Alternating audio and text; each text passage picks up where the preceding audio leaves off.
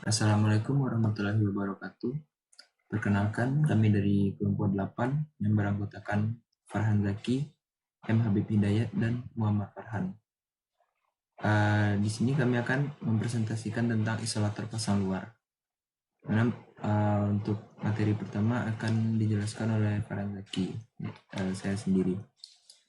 Jadi pada topik kali ini kami akan membahas tentang yang pertama yaitu pengertian isolator pasang luar, yang kedua itu konstruksi isolator pasang luar, yang ketiga bahan dielektrik isolator, yang keempat jenis isolator pasang luar, yang kelima fungsi isolator pasang luar, yang keenam dan ketujuh itu kelebihan dan kekurangan isolator pasang luar, dan yang terakhir itu penggunaan isolator pada jaringan distribusi.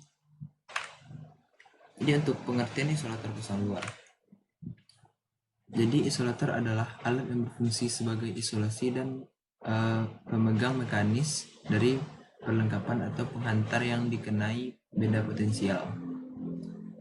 Jika isolator gagal dalam penggunaannya sebagai pemisah antara saluran maupun saluran dengan pentahanan, maka penyaluran energi tersebut akan gagal atau tidak optimal.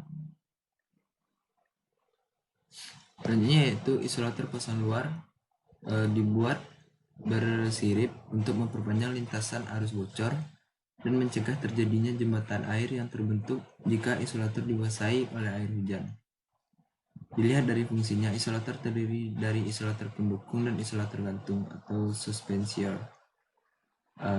Isolator pendukung itu terbagi atas 3 jenis, yaitu isolator pin, yang kedua isolator pos, dan yang ketiga gabungan dari keduanya, yaitu isolator pin pos. Selanjutnya yaitu konstruksi isolator pasang luar. Isolator pasang luar ini pada umumnya memiliki 3 bagian utama, yaitu bahan dielektrik, kap, dan fitting. Selain itu juga terdapat semen yang berfungsi sebagai bahan perekat yang merekatkan ketiga bagian ini. Selanjutnya itu konstruksi isolator. Yang pertama itu isolator gantung, yang kedua isolator jenis pasak, yang ketiga isolator batang panjang, yang keempat isolator jenis cincin, dan yang kelima isolator pos. Jadi di slide ini bisa kita lihat sendiri jenis-jenis isolator yang saya sebutkan tadi, itu bisa kita lihat bentuk fisiknya dan ukuran-ukurannya. Selanjutnya itu bahan dielektrik isolator. Bahan dielektrik adalah bahan yang tidak memungkinkan arus listrik mengalir, sehingga disebut juga dengan isolator. Di mana isolator itu adalah bahan yang tidak dapat mengalirkan arus listrik. Namun, ketika bahan dielektrik disebut diberikan tegangan listrik, maka akan jadi perubahan tertentu yang berskala atom. Jadi contoh-contoh bahan dielektrik itu antara lain karet, getah perca, pulp kayu, polietilen, polivinil klorida, resin fluoropolimer, mika, dan teflon. Sifat lain seperti kekuatan dielektrik dan kehilangan dielektrik sama pentingnya dalam pemilihan bahan atau kompositor dalam aplikasi tertentu. Selanjutnya akan dijelaskan oleh rekan saya. Untuk selanjutnya, saya akan melanjutkan bagian selanjutnya. Sebelumnya perkenalkan, nama saya Muhammad Farhan dengan nomor BP 2010952057. Baiklah, di sini saya akan menjelaskan yaitu jenis isolator pasang luar. Jenis-jenis isolator itu ada 4 macam, yaitu berdasarkan dari bahan pembuatnya. Yang pertama yaitu isolator keramik, yang kedua isolator gelas, yang tiga isolator porselin, dan yang keempat adalah isolator polimer. Nah, yang pertama isolator keramik. Nah, isolator keramik dibuat dari bahan campuran tanah, porselin, quartz, dan feldspat yang bagian luarnya dilapisi dengan bahan glazur agar bahan isolator tersebut tidak berpori-pori. Isolator keramik memiliki sifat tidak mengantar atau non-conducting listrik yang tinggi karena kekuatan dielektriknya tinggi. dan memiliki kekuatan mekanis yang besar serta harga yang ekonomis. Kekuatan mekanik keramik bergantung cara pembuatannya. Keramik sangat baik jika bekerja memikul beban tekan, tetapi sifat mekanisnya memburuk jika memikul beban tekuk dan semakin memburuk jika memikul beban tarik. Kekuatan mekanis keramik standar adalah 45.000 kg per cm untuk beban tekan, 700 kg per cm persegi untuk beban tekuk, dan 300 kg cm persegi untuk beban tarik. Kekuatan mekanik suatu isolator keramik juga bergantung pada konstruksi jepitan, cara menghubungkan keramik dengan jepitan, dan luas penampang keramik. Yang kedua yaitu ada isolator gelas, mana bentuknya seperti dapat dilihat pada gambar, yaitu isolator kaca mulai digunakan pada abad ke-18 untuk telegraf dan saluran telepon, yang kemudian digantikan oleh jenis keramik dan porselin pada abad ke-19. Untuk mengatasinya digunakan jenis kaca yang dikeraskan yang menjadi populer karena umumnya yang lebih panjang. Kemudian yang ketiga yaitu ada isolator porselin, mana bentuknya dapat kita lihat pada gambar. Nah, isolator jenis ini memiliki kekuatan dielektrik yang sangat tinggi serta memiliki kekuatan mekanis yang sangat besar. Kekuatan dielektris pada bahan ini lebih stabil karena adanya ikatan ionik yang kuat antar atom sehingga tidak mudah rusak oleh pengaruh lingkungan. Dengan lapisan glazur ini, permukaan isolator yang menjadi licin dan mengkilat, sehingga tidak dapat menghisap air.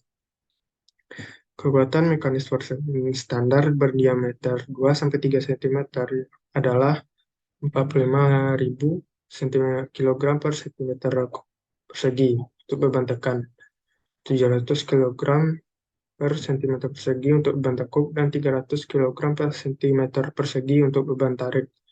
Bahan ini pun cenderung tahan lama. Kemudian yang terakhir yaitu adalah isolator polimer. Isolator ini terdiri dari batang fiberglass dan ditutup dengan gudang cuaca polimer. Nah, isolator ini berbobot rendah dibandingkan jenis porselen sambil memberikan kekuatan yang lebih baik. Isolator ini dirancang dengan PTFE, karet silikon, PDM, dan FPM. Kemudian yaitu ada fungsi isolator pasang luar. Yang pertama yaitu adalah cycle isolator. Kita dapat menggunakan isolator cycle atau isolator belenggu dalam aplikasi berikut. Yang pertama yaitu mereka dapat digunakan dalam sistem distribusi dengan rancang berdasarkan menara dan konduktor untuk melindungi dan mendukung. Mereka dapat isolator ini dapat digunakan di saluran udara dengan tegangan menengah dan rendah. Kemudian isolator ini digunakan dengan baut dengan memasang di tiang sebaliknya telegraf untuk menghindari arus keluar dari konduktor. Kita bisa menggunakan isolator ini di kedua posisi, yaitu horizontal ataupun vertikal.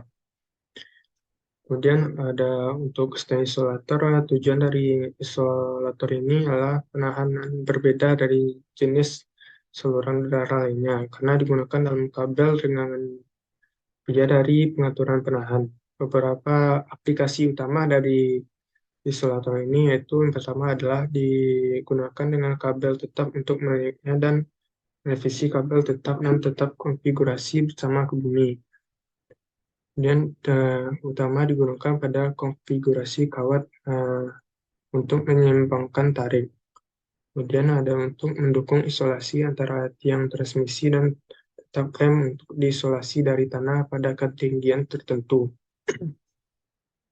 Kemudian digunakan untuk menangani kabel penahanan agar tidak diberi daya dari kabel hidup yang putus secara tidak sengaja.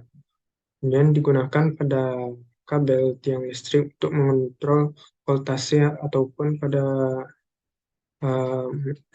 pria yang diakibatkan oleh kegagalan listrik pada tiang agar tidak mencapai bagian bawah yang dapat diakses oleh publik.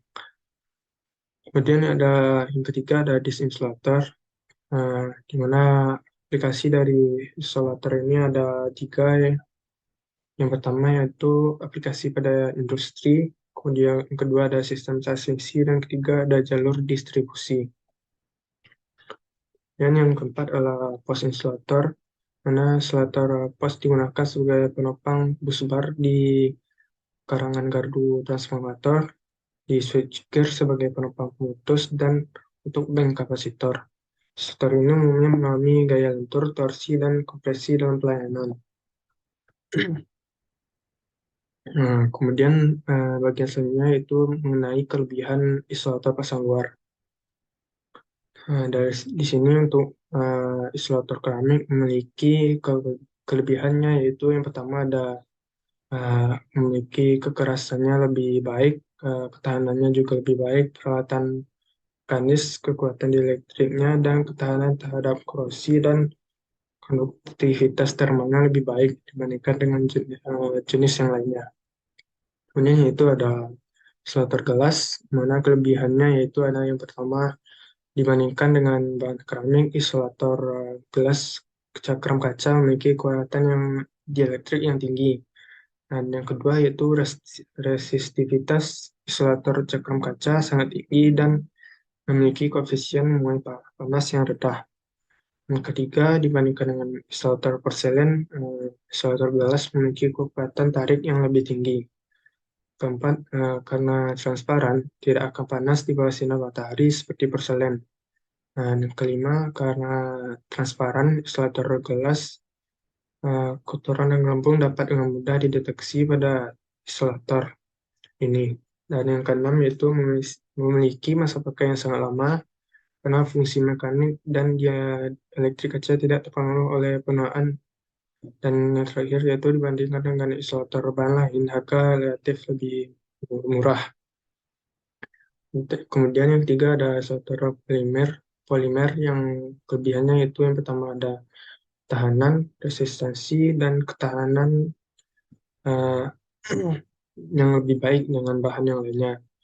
Kemudian peningkatan kinerja optimasi dan memperoleh penerimaan di area sensitif lingkungan, mengurangi interferensi dan hidrofobisitas dan beberapa fenomena penuaan isolator polimer.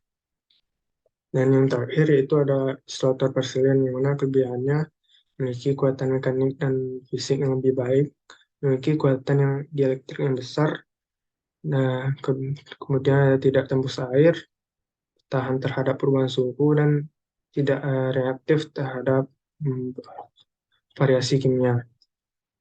Baik, baik, mungkin sekian dari saya. Yang untuk bagian selanjutnya akan dilanjutkan oleh rekan saya. Selanjutnya saya Emma Hidayat. Saya akan membahas kekurangan isolator pasang luar.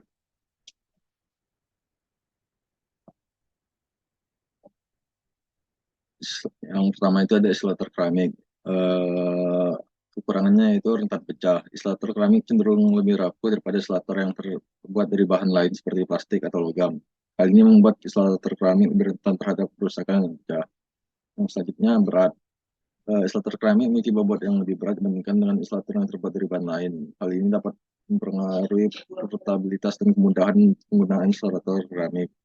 Tentunya kurang fleksibel. Isolator keramik kurang fleksibel dan tidak dapat menyesuaikan diri dengan bentuk atau ukuran yang berbeda. Hal ini dapat membatasi penggunaan isolator keramik pada percobaan tertentu. Selanjutnya tidak tahan terhadap suhu tinggi, eh, sehingga tidak cocok digunakan dalam eksperimen yang membutuhkan suhu tinggi. Selanjutnya, isolator keramik pun mahal. Lalu sulit dibersihkan. Isolator keramik memiliki permukaan yang kasar dan pori-pori kecil yang sulit dibersihkan. Selanjutnya, isolator gelas. Di sini kekurangannya yaitu yang pertama rentan pecah. Isolator gelas cenderung lebih rapuh daripada isolator yang terbuat dari bahan lain seperti plastik atau logam. Hal ini membuat isolator gelas lebih rentan terhadap kerusakan dan pecah. Selanjutnya tidak tahan dengan suhu tinggi, lalu kurang kuat. Meskipun isolator gelas cukup tahan terhadap bahan kimia tertentu, namun bahan kimia yang lebih kuat atau korosif dapat merusak isolator gelas. Selanjutnya mahal dan isolator gelas juga sulit dibersihkan. Selanjutnya isolator polimer. Yang pertama itu kurang tahan terhadap bahan kimia tertentu. Maksudnya itu isolator polimer mungkin tidak tahan terhadap bahan kimia tertentu seperti pelarut organik atau asam kuat. Hal ini dapat menyebabkan kerusakan atau korosi pada isolator polimer. Sehingga rentan terhadap pemanasan. Isolator polimer dapat meleleh atau menjadi lembek jika terkena panas yang berlebihan. Sehingga rentan terhadap penuaan. Polimer dapat mengalami penuaan yang dapat mempengaruhi kekuatan dan ketahanannya. Jika isolator polimer digunakan secara terus-menerus, maka kemampuan untuk mengisolasi atau memisahkan bahan kimia dapat menurun, sehingga sulit dibersihkan. Lalu, isolator polimer ini kurang kuat. Selanjutnya masuk ke isolator porselin. Yang pertama, itu kurangannya itu rentan pecah, lalu isolator porselin ini berat, lalu isolator porselin ini kurang fleksibel. Isolator porselin kurang fleksibel dan tidak dapat menyesuaikan diri dengan bentuk atau ukuran yang berbeda. Hal ini dapat membatasi penggunaan isolator porselin pada percobaan tertentu.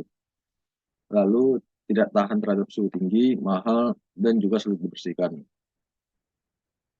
Selanjutnya masuk menggunakan isolator pada jaringan distribusi. Ini dibagi dua, ada SUTR dan SUTM. Yang pertama itu adalah SUTR pada saluran udara tekanan rendah.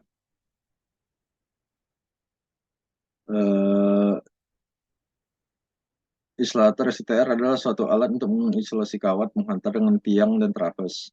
Isolator yang baik harus memiliki ciri-ciri yaitu sudut dan lekukan yang licin dan tidak tajam, guna menghindari kerusakan kawat penghantar akibat tekanan mekanisme pada saat pemasangan. Di samping itu, isolator SUTR harus memenuhi persamaan mekanis, elektris, dan termis, mempunyai ketahanan terhadap tembusan dan loncatan arus serambat listrik. Juga tahan terhadap gaya mekanis, perubahan suhu, dan cuaca sesuai dengan keadaan kerja setempat. Pada pemasangan STR, pemakaian jenis isolator dibedakan sesuai dengan lokasi berdiri tiang. Untuk tiang berdiri di tengah-tengah jaringan yang lurus digunakan isolator pasak tipe RM. Lokasi tiang yang berdiri pada akhir atau di tikungan jaringan SUTR digunakan isolator pasak jenis S-pull, isolator dan isolator pasak tipe A. Dan isolator line post, sedangkan untuk tiang penegakan diperlukan isolator gantung. Ini gambarnya itu isolator line post. Selanjutnya SUTM. Isolator yang digunakan pada jaringan SUTM karakteristiknya dan produksinya dapat dilihat, yaitu temperatur maksimumnya itu 40 derajat, temperatur normal 20 derajat, temperatur minimal yaitu 16 derajat. Dalam pemasangan isolator suspension maupun isolator sangga diperiksa baut dan mur yang ada harus dikunci dengan kuat. Isolator itu dipasang pada traves dengan mengunci mur dan baut yang terdapat pada plat penegang. Dalam memasang isolator suspension dilakukan setiap 1 per 1 unit. Setiap satu jaringan SUTM yang terdapat sambungan saluran udara pada tiang. Dibutuhkan 6 unit isolator suspension dan 1 isolator sangga. Isolator sangga berfungsi sebagai penyangga kawat penghantar yang di tengah jaringan melintasi traves. Sebagai pengunci kawat penghantar dibutuhkan 6 buah klem penyambung yang terbuat dari bahan yang sama dengan bahan penghantar. Pada traves diakhiri saluran STM dipakai 3 unit isolator suspension. Mungkin sekian presentasi dari kami. Mohon maaf kalau kesalahan kata. Assalamualaikum warahmatullahi wabarakatuh.